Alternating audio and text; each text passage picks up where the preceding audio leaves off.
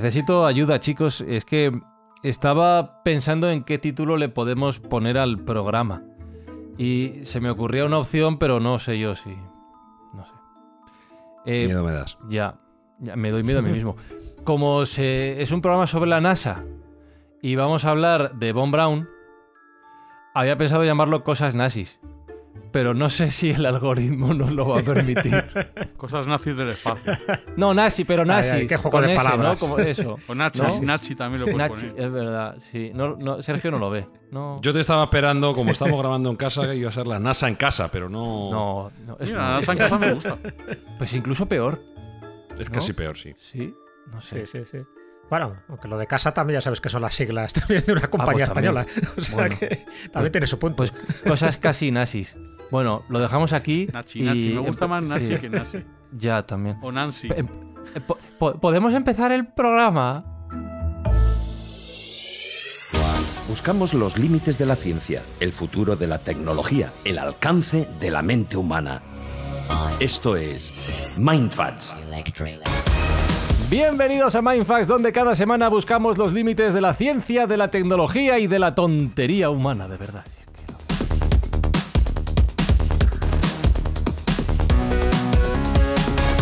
Asiente con la cabeza Sergio Cordero, desesperado por el nivel del podcast que él mismo dirige. Lo siento, Sergio, no puedo. No, yo te he visto en ocasiones mucho peores, o sea que vale.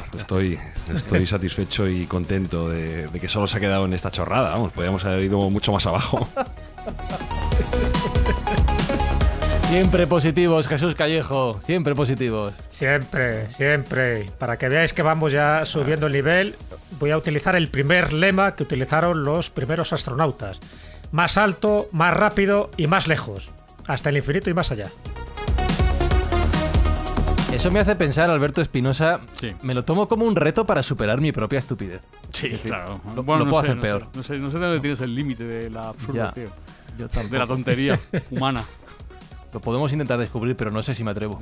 No sé si está cerca o lejos. Yo creo que lejos, ¿eh? Ya, bueno, lo vamos a dejar aquí por hoy, vamos a ponernos serios para decir, Sergio Cordero, que todas las escuchas de nuestros oyentes que aguanten estas tonterías serán utilizadas para un fin mejor que el del inicio de este programa. Menos mal. Sí, nuestros continuos insultos a la inteligencia y el humor merecen la pena soportarlos porque al final todo el mundo que lo aguante está haciendo una buena acción, ya que las escuchas de nuestros oyentes van destinadas a crear buenas obras junto a nosotros y en esta fase de la temporada pues todo lo que recaudemos irá destinado a comprar juguetes para aquellos niños que no tienen ese potencial en Navidades, o sea que merece la pena aguantar un rato con nosotros.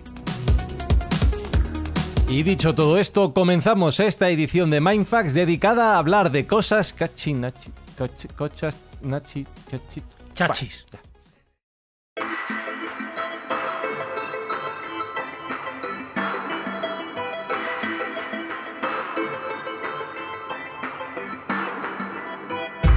Y lo hacemos con un amigo del programa, amigo de esta casa de Mindfacts, colaborador de la Escóbula de la Brújula, una voz jovencísima, que acaba de afrontar la vuelta al cole literal, primero de bachillerato, me decía, me da una envidia tremenda. Qué envidia da, ¿eh? Te envidia de... Asco Ya, pena. la cabeza, Por nuestra parte. la quiero cabeza decir. que tiene es increíble. Martín Sierra, ¿cómo estás? Muy buenas, Fran. ¿Cómo andas? De envidia poca. ¿Por qué? No, envidia toda. Te cambio el sitio. No, te digo yo que no, ya te digo yo que no. ¿Tú has visto lo que vengo de hacer, Martín, hace 3 minutos? No me lo cambias. Y apasionado del espacio y de la NASA, cuéntales a los oyentes de Mindfacts dónde has estado este verano por segunda vez consecutiva. Bueno, la NASA lleva organizando desde el año 1982 unos campamentos en Huntsville, Alabama. Esto está en mitad de el este estadounidense, donde a Von Braun, allá por los años 50, aquel nazi que decíais al principio, se lo llevaron para que no se pudiese escapar y para que pudiese hacer los cohetes que nos llevarían a la Luna en el 69. Y luego dices que te cambias por mí. Tiene delito. Lo sé. Vaya veranazo. ¿De dónde viene este amor por el espacio, Martín? Pues si te digo la verdad, no lo sé. Simplemente decirte que uno de mis primeros regalos, nada más cuando nací, fue un body azul con el logo de la NASA y que en la parte de atrás, para cambiar los pañales, ponía Houston, we have a problem. Sí, eso sí que era un problema. Y Sí. gordo. Oye, ¿y qué quieres ser de mayor? Yo, si puedo, quiero dedicarme a la ingeniería aeroespacial y, si el petit comité, ser astronauta. Joder, imagínate eso. Sí que sí, hombre, ya tienes pioneros españoles que lo han sido, así que hay que seguir un poco esa estela. Pues Sí, sí, más alto, más rápido y más lejos. hoy en Mindfax queremos hablar de la NASA, de su historia, de su recorrido, y hacíamos la broma al inicio, como tú decías, Martín, pero es curioso recordar, por si alguien no lo sabía, que el origen de la NASA tiene ciertos tintes nazis, con la figura de este hombre, de Von Braun, que es el germen, la mente utilizada por los americanos para crear este programa espacial, ¿no? Bueno, Von Braun fue el creador del programa espacial americano por muy poco, porque al final de la Segunda Guerra Mundial ya se ve que Alemania está perdiendo la guerra. Von Braun lleva diseñando desde el principio sus cohetes V2. Gracias a sus diseños previos, en lo que él había llamado el Agregat 4, consigue diseñar una bomba que en apenas 20 minutos podía ir desde el norte de Alemania hasta Londres. Claro, esto, en cuanto se producen los primeros lanzamientos, pone en alerta tanto a Roosevelt como a Stalin. Y Stalin quería a Von Braun. Lo quería para su programa espacial. Él ya tenía a Korolev. Ya hablaremos después de Korolev porque tiene una historia muy curiosa. Pero por muy poco, por apenas unos días, los americanos pudieron trincar a Von Braun en aquella operación clip de papeles y llevárselo a Estados Unidos. Operación Paperclip, ¿no? Has traducido al español, Lo me ha sé. quedado sorprendido. Sí, Operación Paperclip. Y Las películas Sí. se hacen muy mal. no las he visto. Sí, no, yo creo que es importante hacer esa referencia, ¿no?, a la operación Paperclip, porque de hecho da origen un poco a muchas de las investigaciones aeroespaciales, pero también medicina, electrónica, de inteligencia militar, etcétera, etcétera. O sea, es pues prácticamente reclutar a más de 500 científicos en distintas disciplinas de los alemanes, muchos de ellos nazis, no todos, evidentemente, una vez que termina la Segunda Guerra Mundial. Martín ha citado a Korolev, porque también en la Unión Soviética estaban haciendo sus experimentos y los rusos también querían a estos, ¿no?, a estas inteligencias, a estas mentes brillantes. Entonces ahí hay un toma y daca a ver quién se lleva al mejor postor. Evidentemente Von Braun es uno de los mejores postores en aeronáutica, pero también estaba en la cohetería, ya digo, la medicina, la electrónica, había muchos más. Estamos hablando de 500 personas. Y es cierto que a partir de ahí es cuando, en fin, les dan una serie de privilegios, les llevan a sitios para que no se escapen y para que no sean tampoco reclutados por los soviéticos. De hecho, hay toda una guerra de espionajes, ¿no?, de gente que estaba infiltrada. Eso se ve muy bien en la película de Oppenheimer, ¿no?, cuando se habla del proyecto Manhattan, como se supone que hay espías en el interior para que vayan diciendo los últimos avances, en este caso en aeronáutica. Pues digo que es importante tener ese concepto. El nombre es muy malo, Operación Paperclip, ¿no?, pisapapeles, pero en el fondo es un poco pisar a este tipo de gente para que no lo pisen otros, ¿no?, otros países. Y yo creo que hay, bueno, Von Braun posiblemente sea el más conocido, pero seguro que también había otros alemanes con pasado no nazi que también contribuyeron decisivamente a esta primera escalada aeronáutica antes de que se creara la NASA en 1958. Sí, un montón de nazis. Incluso muchos. Von Braun no llega a ser tan reclutado. Él es el que elige irse con los americanos.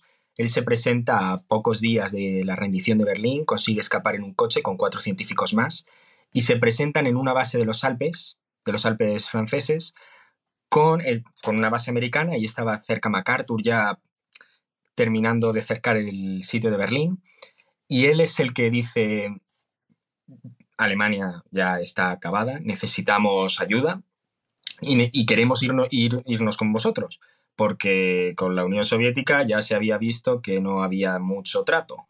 Y en Yo ese quiero momento- apuntar como concepto que inicialmente hubo unas directrices muy estrictas para excluir a los miembros del partido nazi o aquellos que estuvieran involucrados en crímenes de guerra. Lo que pasa es que, bueno, a medida que Estoy fue moviendo la cabeza. avanzando el draft, En el por así interés, decirlo, a medida que fue avanzando el draft como la NBA, fueron bajando un poquito la exigencia porque se veía que se quedaban en desventaja clara. Sobre todo- Entonces, Tampoco levanto tanto el Sí, brazo. sí. como dijo Groucho Marx, estos son mis principios y si no le gusta aquí tengo otros, ¿no? Claro. Hombre, Werner von Braun era nazi. Sí, completamente. Esto es Sí, sí, no, inamovible. estaba declarado, Era- sí, no había nazi. ninguna duda. Lo que pasa que yo creo que Werner von Braun, más que nazi, le daba igual. Él quería poner un cohete y le daba igual con los nazis, con los rusos, con los americanos, con el que hubiera venido. Lo de, le daba lo- igual. Ahora, ¿no? Hoy- sí, lo de Werner von Braun es una Mm. cosa profesional, porque ya antes de von Braun estaba Robert Goddard. Robert Goddard fue el primero que hizo un cohete de combustible líquido. lo lanzó por primera vez en el 26. O sea, entre la Primera y la Segunda Guerra Mundial todavía estamos en un tiempo relativamente tranquilo en Estados Unidos. Von Braun estaba fascinado con Goddard y toda su infancia se dedicó a construir pequeños cohetes con cartuchos de pólvora y a lanzarlos hacia arriba. Siempre había estado fascinado con el tema de la cohetería. Luego lo que hizo fue buscarle una salida profesional a eso, que justo en ese momento coincidió con el régimen nazi y con que Hitler estaba buscando armas del futuro para librar la guerra de hoy. Él ya tenía sus diseños, pero los convirtió en bomba. Vamos a seguir avanzando en la historia. Llega Von Braun a Estados Unidos. ¿Dónde se lo llevan? ¿A qué parte de Estados Unidos se lo llevan? Si Alabama ya es remoto, solo hay un Sí. sitio más remoto que Alabama, que es Nuevo México. A apenas 100 kilómetros de donde Oppenheimer estaba unos años antes desarrollando las primeras bombas atómicas, se llevan a Werner von Braun, al Alamogordo. Bonito nombre, ¿eh? Allí está el White Sands Proving Ground, Missile Proving Ground. Lo que hacen ahí es... Es una base de pruebas de misiles, ¿no? Exacto, Para que sí. entendamos todos. Sigue polígono siendo de hoy misiles. una base de Sí, pruebas sí. de misiles y de hecho hay carteles a lo largo de... Es un parque nacional, es un desierto de arena blanca precioso. A lo largo del parque nacional hay unos carteles que dice: si ve usted un tubo con espoletas clavado en el suelo, no lo toque, es un misil. Y con una Está calavera lo peor es dibujada, que, ¿no? lo peor es que todavía hay gente que los toca. Me imagino a Von Braun diciendo Disneylandia, ¡bien! Básicamente. Allí, Claro. Von Braun, antes de irse de Alemania, enterró todos sus planos en uno de los bosques de Peenemünde, que era donde tenía la base de misiles V2. Y tiene que empezar más o menos desde cero, pero es un diseño que él conoce muy bien, no es tan complicado, y lo consigue replicar en el desierto de Estados Unidos para hacer esas pruebas ya sin fines militares por el momento, para hacer sobre todo experimentos científicos. Previamente, en junio del 44, ya habían visto que la V2 era capaz de llegar al espacio. Es el primer objeto en llegar al espacio, el 20 de junio. Los americanos están llegando por Normandía, hay que cerrar el chiringuito. Entonces, lo que hacen es guardar esos datos científicos y después en White Sands vuelven a repetir ese experimento. Y ya en el año 47 consiguen hacer la primera foto de la Tierra desde el espacio, que se ve el desierto de White Sands y un poco más adelante, que es Los Álamos, donde estaba Oppenheimer. ¿Y allí se funda la NASA? ¿Allí es donde se crea este organismo? No, todavía queda bastante para que se funde la NASA. Ah, ajá. Estos son el final de la Segunda Guerra Mundial. Estamos empezando en la posguerra. Acaba de estallar la Guerra Fría, porque los americanos tienen la bomba atómica, pero los rusos la están buscando. Y andan muy cerca. Muy, muy cerca. En el año 47 consiguen detonar la primera bomba H. La bomba de hidrógeno, la primera bomba de fusión nuclear, que es un dispositivo mucho más potente que las bombas atómicas de Oppenheimer. Y empieza ese pique armamentístico, porque saben que como si se enfrentan en un enfrentamiento directo, como sucedió años antes en la Segunda Guerra Mundial, se acabó el mundo. Tienen las de perder, sí. Tienen todos las de perder. Y empieza esa carrera, por así decirlo. Todo estalla al final en el año 57. En octubre de 1957, de pronto reciben la noticia de que un misil modificado R-7 soviético había conseguido lanzar una esfera de unos medio metro de diámetro a la órbita terrestre y que esa esfera estaba pasando por encima de los Estados Unidos. Acabáramos, ¿no? Sí, el Sputnik 1. Ajá. Y claro, Ese es el Sputnik 1. Exacto. ¿qué es esa cosa? ¿Está tomando fotos? ¿Va a lanzar misiles? No tienen ni idea. Luego ya se demostró que Además, se le podía escuchar, ¿no? se le podía escuchar. De hecho, los soviéticos ahí fueron muy listos porque mandaron la frecuencia de radio en la que estaba emitiendo el Sputnik para que la gente desde la Tierra pudiese sintonizar sus radios y escuchar el pitido que el aparato soltaba. Simplemente era pip, pip, pip, pip. Pero claro, América estaba asustadísima. ¿Cómo es eso de que ellos están por encima de nosotros? Que nos están vigilando. Ya ves. Es que habían llegado al Habían llegado espacio al antes. espacio Porque, ¿Y qué hacen? claro, no era solo una carrera armamentística, era una carrera espacial y es verdad que los rusos les ganaron, pero vamos, por Claro, varias cabezas. Von Braun Sí, sí. acaba de ser destinado al Arsenal Redstone en Huntsville, en Alabama. Estaban haciendo experimentos con cohetes, igual que estaban haciendo en White Sands, pero de pronto se están dando cuenta de que se están quedando atrás, de que ya el futuro no son los misiles. ¿Qué hacen? De pronto Eisenhower dice, esto no puede ser, necesitamos una agencia que se encargue de esto. Ahora, señor presidente, que no tenemos ninguna cosa de esas. No tenemos una bola ahí Esto es con un poco pinchos. la tía, ¿no? Estás hablando un poco... Un poco la tía, sí. un poco Mortadelo y Filemón. Pero claro, es que no es eso. Es que todavía viene más sorpresa porque el mes siguiente, el 2 de noviembre del 57, de pronto les dicen los soviéticos que han lanzado otro aparato. Adiós. Pero esta vez este aparato lleva un perro dentro. Laika. Sí. Claro. Bueno, antes dice que habían mandado otros 4 perros que habían muerto, ¿no? Parece que Ya, Laika claro, sobrevivió un poquito cuéntale más. bueno. Claro, Laika es el Claro. primer ser vivo en órbita, no en el espacio. Porque ya, de hecho, los Eso es. americanos mandaron moscas de la fruta en su momento. Sí, habían mandado ya bichitos. por ahí. Eisenhower está con las manos en la cabeza, por no decir otra cosa. Ajá. ¿Qué hace? Dice, pues necesitamos lanzar un satélite, sin agencia, sin nada. Entonces intentan lanzar el Vanguard TV3 en diciembre de ese mismo año. Encienden los motores, es un cohete Júpiter, un misil, Esto va a acabar mal. empieza a subir y de pronto ¡pum! Solo hacía falta decir eso. Ajá. Echándose las culpas unos a otros. Sí, pero tenían otro proyecto que era el Explorer 1 y apenas un mes después, en enero del 58, el 31 de enero del 58, consiguen lanzar su primer satélite artificial. Ya están empezando a igualar a la Unión Soviética. Y Eisenhower dice, esto está en manos ahora mismo de las Fuerzas Armadas, pero necesitamos una organización civil que se encargue de todo esto, de todo este asunto del espacio. Ya tenían una cosa parecida, tenían lo que ellos habían llamado el NACA, Naka. NACA, con C, ¿Eso qué es? Ah, que significaba National Advisory Committee for Aeronautics, o sea, el Comité Asesor Nacional de de la Aeronáutica. aeronáutica. ¿Sabes cuándo Ajá. se fundó? ¿Cuándo? 1914. Pues eso iba todo de madera, era. Claro, esto es biplanos y Al inicio hermanos. de la Primera Guerra Mundial. Eso, flojito, flojito. Claro. O sea, que de la NACA a la NASA. ¿no? Entonces, le cambian, esto los americanos son muy buenos en esto, le cambian solo una letra. Y de pronto, todo el personal que tenían en la NACA y que, además, hay que sumarle todo el personal que se ha quedado sin trabajo después del proyecto Manhattan. Todos estos se juntan y forman la National Aeronautics and Space Administration, la NASA. Ujú. La primera base que tienen está en el Redstone Arsenal, en Huntsville, que es la primera instalación militar que pasa a la agencia. Y claro, pasa una cosa, que es que los rusos ya tienen un satélite y un perro. Que dicho así, Martín. No, claro, pero es que es así. ¿Cuál es el siguiente paso? Llevar un hombre. Aquí es cuando empieza de verdad la carrera por el hombre. Todavía no es la carrera espacial. Ah, pues espera, lo vamos a dejar aquí, porque yo, Espi, me alucina lo bien que lo está contando Martín, ¿eh? Qué bien se lo sabe. Bárbaro, ¿y cómo lo narra? ¿Has visto cómo pone voz y todo? Es como, Sí. va muy bien, Sí, ¿no? sí, sí. Sí, Con sí, énfasis. yo creo que podemos hacer aquí un descanso. Vamos a lanzar el perro, ya lo tenemos, la canica también. Vamos a por el hombre ahora en Mindfax, en la segunda parte de este episodio. Estoy emocionadísimo. ¿Qué pasará? ¿Qué ¿Qué pasará? misterio habrá?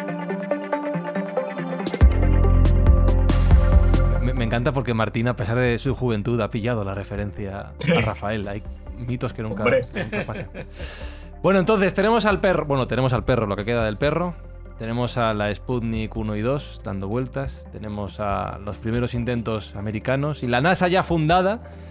Y Eisenhower diciendo, venga, si los rusos ponen un animal, nosotros vamos a poner un hombre. ¿He entendido bien? Básicamente es eso. Vale. La primera gestión que tiene que hacer la NASA como organismo, una de las primeras, es buscar a un grupo de hombres del espacio, todavía no existe el término astronauta, para montarlos encima de una ojiva nuclear vacía, llevarlos al espacio, traerlos de vuelta y pasearlos por las ciudades. No suena bien. Vamos, que había cola de Básicamente. voluntarios, ¿no? Pues la había. Pocos años antes, Chuck Yeager, un piloto de la Armada estadounidense, había conseguido romper la barrera del sonido en su Bell X-1. Claro, alrededor de él hay toda una serie de pilotos de pruebas que el sueño de un piloto de pruebas es subirse en la cosa más complicada y con más cosas que puedan fallar en este mundo. Y cuando dicen que te pueden subir a lomos de un cohete para llevarte al espacio y luego bajarte, él encantado. A ver, claro, suena bien. Lo que pasa es que lo has vendido antes de una manera un poco turbia. Te voy a meter en una ojiva nuclear vacía y te voy a lanzar al espacio. Bueno, Muy loco hay que estar, ¿eh? sí, pero es que ese era el espíritu de los pilotos de prueba, siempre. Es verdad. Y no tenían la seguridad completa de que iban a No. regresar. No, claro que no. Porque había muchos fallos y muchas complicaciones técnicas. Que se lo digan a los rusos, ¿no? La cantidad de cosmonautas que fueron perdiendo. Bueno, pero es verdad, tenemos que llegar a... La NASA está Sigue. recién fundada, no tienen todavía cohetes dedicados para la exploración civil, así que tienen que reutilizar misiles. Los más potentes que tenían en ese momento era el Redstone, que venía del arsenal de Huntsville, y el Atlas, que era una maravilla, era lo más de su época. En abril de 1959, de pronto ya la NASA consigue reclutar a un grupo de 7 astronautas, lo que ellos llaman los Mercury 7. ¡Chan, chan! Pues estos 7 ya los llaman astronautas, se inventan un término para la exploración, para los hombres que van a explorar el cosmos. Son pilotos de pruebas, sobre todo. Vienen o de la Marina o de la Fuerza Aérea, sobre todo de la Marina, que eran los que tenían mejor preparación. Y los anuncian, hacen G.I. Joes con ellos, que venían con su cápsula Mercury, y los convierten en ídolos en Estados Unidos. No, es que estaba pensando una cosa. Habéis contrapuesto dos términos y creo que también va el marketing en ello. Tú estás hablando de astronautas, como ya se les conocía. Jesús ha hecho referencia a la palabra cosmonautas por parte de los soviéticos y creo que la implantación de ese término a nivel, supongo que mundial, también es una operación de marketing, que se llamen a la manera americana y no a la manera rusa. Jesús, supongo que esto es deliberado también. Sí, es deliberado. Lo que pasa es que yo creo que los dos términos han funcionado muy bien, ¿no? Es que se les llama cosmonautas, astronautas, evidentemente de una forma sinónima, pero hoy se utiliza más astronauta, pero por una razón, porque vemos más películas americanas que películas rusas. Pero ha funcionado muy bien. Fíjate que los chinos también se han buscado lo de ticonautas, me parece que es, ¿no? El nombre que se les... Chicanautas. Bueno, pues ahora faltan los indios, ¿no? A ver qué nombre le dan a los primeros que empiecen a orbitar por allí. Pero es cierto, el marketing, y en ese sentido, Estados Unidos, ahí sí que ha ganado un poco la batalla de marketing a la Unión Soviética. La Unión Soviética se adelantó en todo, poner el primer satélite, al primer hombre en el espacio, la primera mujer, pero en marketing es cierto que Estados Unidos se llevó la palma y, por supuesto, ahora mismo la mayoría de la gente, incluso si tú pones, yo qué sé, en internet, ¿quién fue la primera astronauta? ¿No? Supones que te va a hablar de la primera astronauta estadounidense, que sería Sally Ride, pero sin embargo, si tú lo pones, por ejemplo, en cualquier buscador, te saldrá Valentina Tereskova. Entonces no es una astronauta, sería una cosmonauta. O sea, que en ese sentido es verdad que el marketing creo que ahí siempre lo ganó Estados Unidos. Entonces tenemos a los de Mercury 7 con sus muñecos de acción, los niños encantados con ellos. ¿Y qué pasó con ellos? ¿Qué hicieron? Ellos los visten con un traje plateado. Ajá. Sí, esto tiene sus razones científicas, dicen que refleja la luz, pero sobre todo es una razón de marketing. Porque hasta entonces Star Trek, todas estas películas del espacio, los habían disfrazado a los marcianos, a los extraterrestres, con trajes brillantes, con trajes plateados. Y querían hacer ese símil para la cultura estadounidense. Pero estos 7 hombres eran todos varones, pilotos de pruebas. Pero es que no solo hubo varones. El doctor Randy Lovelace, en una clínica de Albuquerque, en Nuevo México, estuvo trabajando durante mucho tiempo en un grupo de 13 astronautas mujeres, conocidas como las Mercury 13. Estas 13 mujeres todas eran piloto. Todas habían trabajado en la Marina o tenían algún distintivo militar, eran pioneras en su campo. Hasta ese momento el ser piloto era cosa de hombres. No, a mí me está extrañando que me hables de 13 mujeres piloto en aquella época. 13. Sí. Exacto. De la colección de Ocultura, de los libros de Ocultura, se acaba de publicar un libro, Las astronautas olvidadas, que cuenta toda esta peripecia. de Marta Ackman, ¿vale? Editado por Luciérnaga, pero dentro de la colección de Ocultura, que son libros que no se habían traducido hasta el momento en castellano, y desde luego doy fe de que el libro es interesantísimo, con multitud de fotografías donde se ve a esas pioneras de ese proyecto Mercury 13 que pasó. Porque al final tuvo buen fin o hubo que esperar mucho más hasta que se lanzó a la primera astronauta. Bueno, lo más interesante de eso es que durante las pruebas del Mercury, John Glenn, uno de los 7 astronautas del Mercury, siempre decía una cosa. En una rueda de prensa le preguntaron ¿qué tal fueron las pruebas médicas? Y dijo, no saben ustedes la cantidad de orificios que tiene el cuerpo humano y lo profundo que es cada uno. ¿Pero cómo? Le hacían ¿Pero qué les pruebas hicieron? de todo tipo.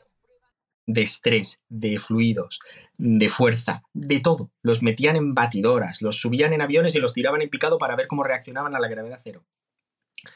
Hicieron exactamente las mismas pruebas a las astronautas del Mercury 13 y muchas de ellas pasaron los test con mejor nota que los hombres. Claro.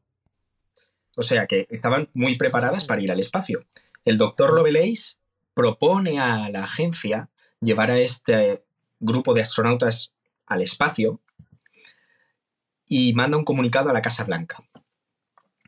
En este momento ya es Kennedy presidente, lo recibe el vicepresidente Lyndon Johnson. Y Lyndon Johnson, después de leer todo el asunto, la cosa está muy tensa. Necesitamos correr un montón y necesitamos llegar al espacio con un hombre cuanto antes. Pone abajo, en el sitio donde estaría la firma, dice, necesitamos cancelar esto cuanto antes. ¿Cancelar? Cancelar. ¿Por qué? ¿Razones políticas? Oh. Lyndon Johnson se firma, ese documento se archiva y las Mercury 13 vuelven a sus posiciones normales de piloto. Una de ellas sería la única en viajar al espacio, es Wally Funk. ¿Sabes cuándo viajó al espacio? A ver, sorpréndeme. ¿En los 80? No, en 2021. Pero ya cenizas, supongo, ¿no? No, 90 años tenía.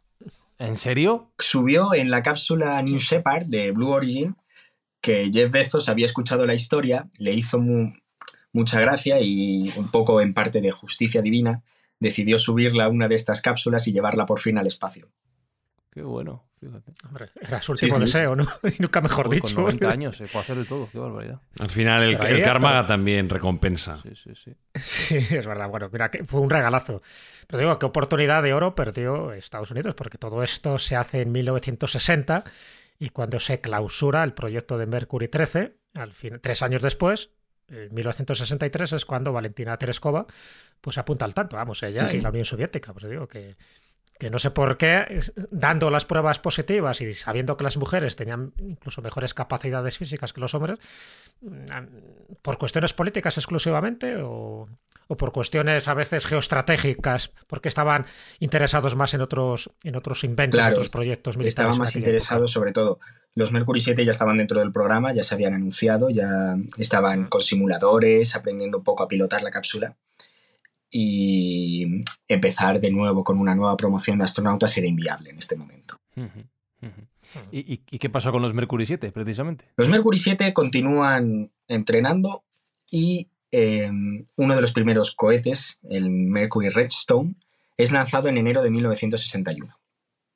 El primer astronauta, entre comillas, va al espacio. Y digo entre comillas porque no fue uno de los Mercury 7. Fue un chimpancé, Ham. Me esperaba cualquier cosa. Sí, no. El vuelo de Ham, el chimpancé, fue uno de los más útiles de todo el programa Mercury. Porque hasta ese momento no se sabía cómo reaccionaba un humano a un lanzamiento con el Redstone, nunca se había probado con tripulación. Y querían ver un poco si Alan Shepard o John Glenn iban a cascarla ahí arriba. Al final, Ham llegó sano y salvo, lo rescataron de su cápsula, volvió a su centro espacial y todo fue bien.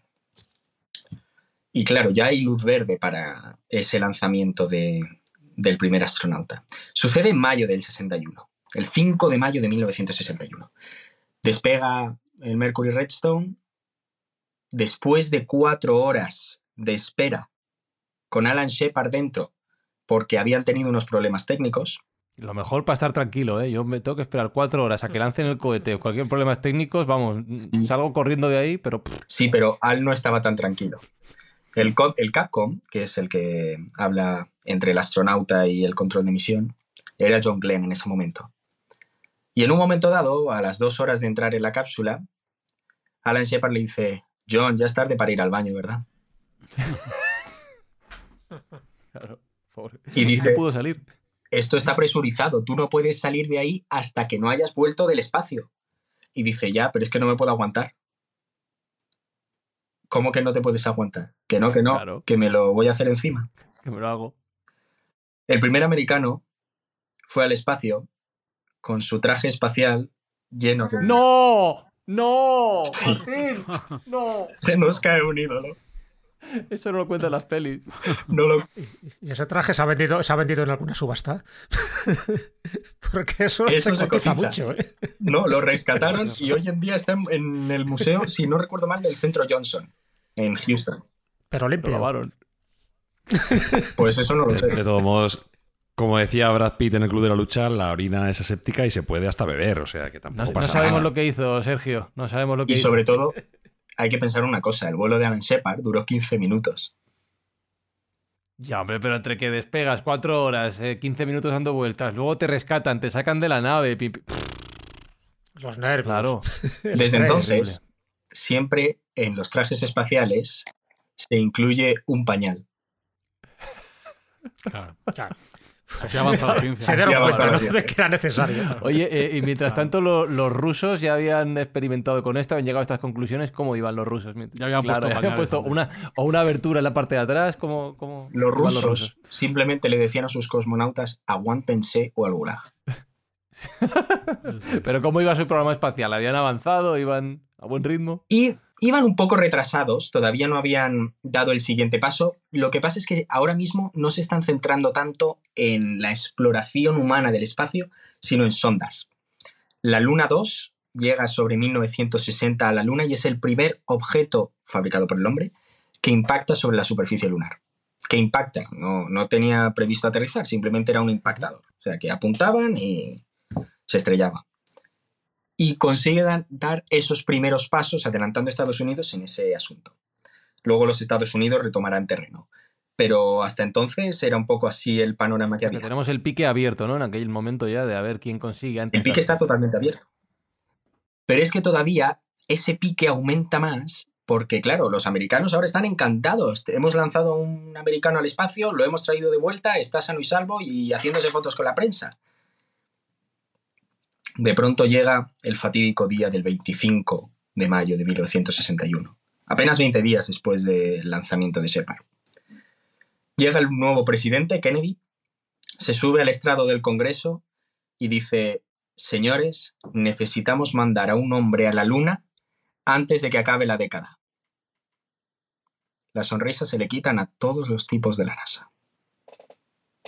Porque ahora ya no solo basta con ganar a los soviéticos, sino que tenemos que llevar a un hombre a 340.000 kilómetros, aterrizarlo en esa bola de polvo en mitad del espacio y traerlo de vuelta.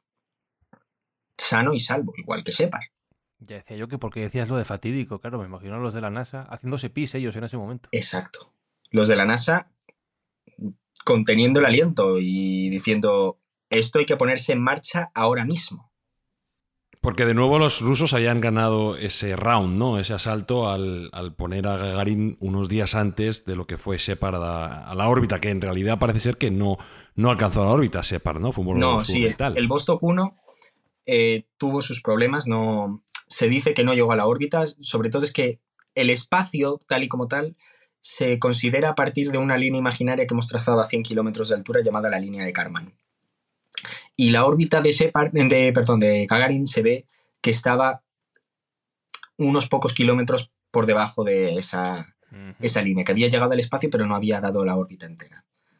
Esto había pasado apenas 2 semanas antes de Shepard, o sea que el pique seguía muy abierto. Días, ¿no? Sí, días. Estamos hablando de días. 14 días, fue en abril del 61 y el 5 de mayo estaba Shepard. Claro. Ahora, O sea que un nuevo tanto para los rusos, por eso esa urgencia por parte de Kennedy de dar la campanada. sí, y no solo, bueno, Otra cosa interesante a decir es que los americanos no consideran a Gagarin como el primer vuelo espacial. Y es por una razón muy sencilla. Cuando la Vostok 1 es una especie de pelota con un par de escotillas y dentro viene el asiento del cosmonauta, donde él hace su órbita, vuelve a la Tierra, ahí tiene el escudo térmico que le protege de la fricción cuando va a reentrar en la atmósfera, pero antes de llegar, en vez de desplegar los paracaídas, como hacen el resto de naves, eyectaba el asiento y desplegaba los paracaídas con el asiento, igual que si hubieses eyectado de un avión.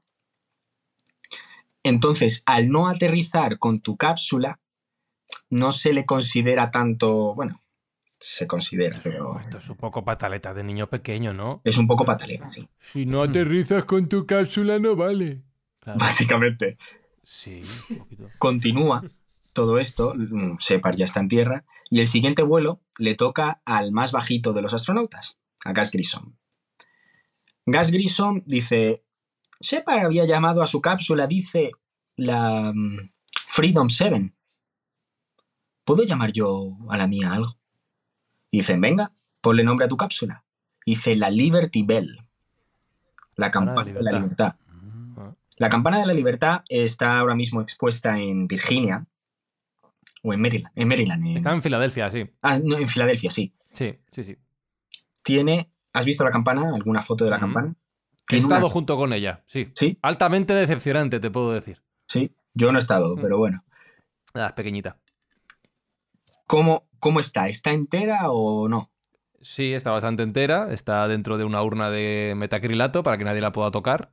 Y tiene una raja. Sí, tiene una raja, efectivamente. Mala suerte.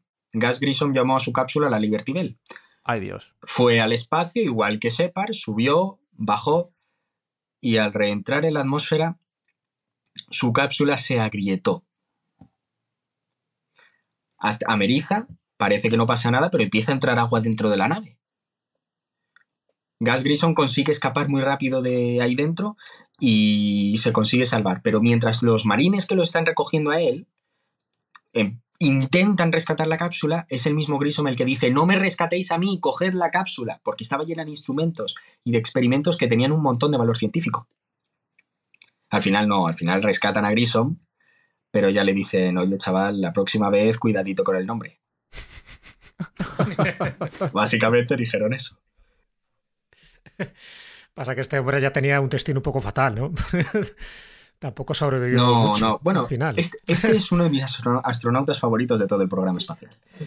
Bueno, te digo que cuando empecemos con el Apolo, con el Apolo 1 ahí se quedó. Luego, todos estos habían sido vuelos suborbitales, que eran de subir y bajar. Uh-huh. El siguiente que viene, con la Friendship 7, con John Glenn, consigue llegar a órbita. Este es a bordo del cohete Atlas, del misil aquel que decíamos que era lo más de lo más antes. Uh-huh. Es así como llega John Glenn a la órbita. Y a partir de ahí, todos esos vuelos continuaron siendo así. ¿Recuerdas cuántos astronautas había en el Mercury? Había 7, ¿no? 7. Los 7 magníficos. ¿Sabes cuántos lanzaron al espacio? Ay, Dios. Esta pregunta trampa. No sé. 5. 6. 7. 6. 6. Uno se quedó en tierra. Este astronauta era Dick Slayton. Dick Slayton le habían detectado un problema de corazón y no le dejaron subir al espacio, por razones obvias. Así que el pobre Dick estaba muy triste. Y para intentar, pues eso, compensarle, había pasado todas las pruebas del programa, era un gran astronauta, un gran profesional, lo ponen a cargo de lo que ellos llaman la oficina de astronautas.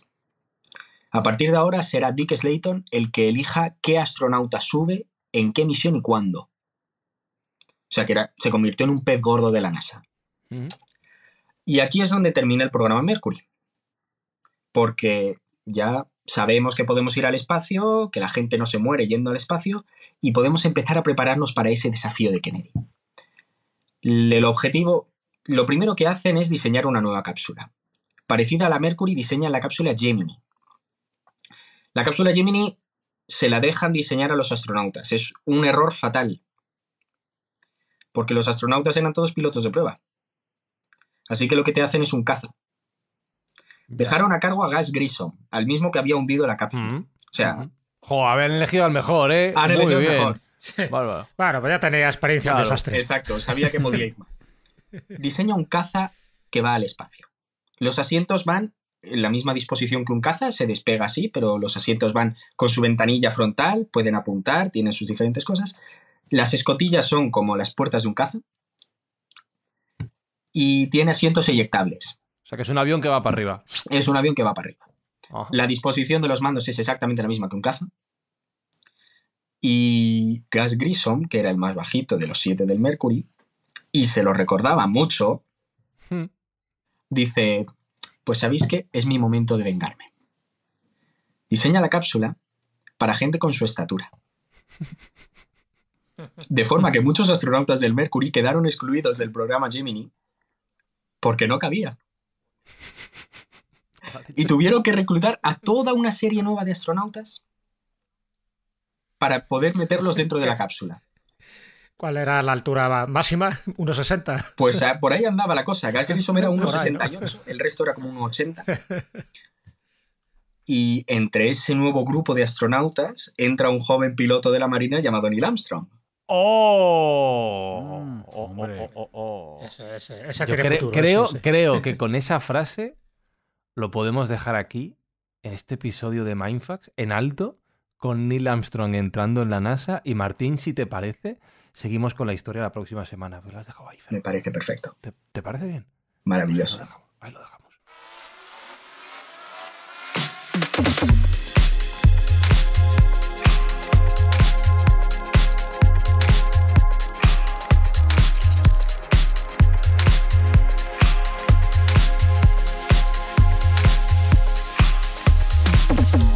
Me he quedado con el culo apretado, Espi, con la tensión máxima, ¿eh? Qué bien contado. Sí, señor, sí, Qué bien señor. narrado. Ese Martín Sierra, madre mía. Menuda enciclopedia de la NASA. Quiero que Sí, vuelva señor. ya, la semana que viene. Qué barbaridad. No, pues hay Es que verdad. esperar. Ahí estaré. Es como el Terminator de los podcasts, Jesús Callejo. Volveré. Volveré, sí, esa frase además con esa voz, con esa potencia y con ese conocimiento. Fijaros que estamos en los prolegómenos del Apolo, que todavía no hemos llegado. Que estamos con el Mercury y con el Géminis. O sea, que todo esto para que luego empiece lo que nos va a sorprender, me imagino, en el siguiente programa. El programa y el proyecto Apolo. Chan, chan, chan, chan. Esto ha sido Sergio Cordero, un podcast interruptus, pero en lo más alto. Mira, la verdad es que los episodios en los que yo hablo poco son los que mejor me lo paso. Y de este he disfrutado como un enano tremendamente. Porque he aprendido muchísimo con Martín y que ha sabido llevar toda la historia con un tempo y un ritmo espectacular. O sea que ha estado muy entretenido. Y dejar un par de detalles. Si la gente quiere hacerse una idea visual de lo que hemos estado hablando aquí, hay 2 películas que podemos recomendar. Una es Oppenheimer, que bueno, es bastante reciente y habla de los inicios de esa operación Paperclip en cierto modo y cómo se creó también el proyecto Manhattan lateralmente. Y la segunda sería El primer hombre, de Damon Chazelle, que sí que habla, bueno, pues un poco más de la temática que hemos estado hablando y de todo este proyecto Mercury y el vuelo de Alan Shepard, ¿no? Incluso habla también de Chuck Yeager y habla de todos estos protoastronautas que iniciaron esta carrera espacial. Es una película recomendable, donde se puede hacer una idea también de lo dificultoso que eran esas misiones y de lo exigente que eran físicamente. Yo la recomiendo. Sé que Fran no la habrá visto, no. Pero bueno, es una película muy interesante. Y decir simplemente que, como vamos a tardar 7 días en volver a hablar con Martín, pues dejar una pequeña recomendación para los oyentes que sean inquietos. Queremos recomendar un podcast que se llama El Guerrillero, que ha arrancado con muy buen pie y que es tan apasionante, bastante más apasionante de lo que es nuestro Mindfax, y absolutamente recomendar un podcast canónico que nadie debe dejar de escuchar porque es de verdad una auténtica obra maestra. Pues gracias por la parte que nos toca, Alberto Espinosa, el diseñador sonoro, y un servidor, el guionista del Guerrillero, junto con Almudena Ariza. Recuerdo que todas vuestras escuchas Mindfactor sirven para que a final de este trimestre, cuando acabe el año, llevemos juguetes, regalos a los niños que por el motivo que sea no pueden recibir la visita de Papá Noel. Gracias por ello, y que estamos en Twitter @Mindfax_ para lo que necesitéis. En 7 días continuamos con la historia de la NASA junto con Martín Sierra. Chao, chao, chao, chao. Mindfax llega cada semana a tus oídos a través de Spotify, Apple Podcast, iVoox, Google Podcast o tu aplicación favorita. Búscanos en redes sociales. Somos Mindfax.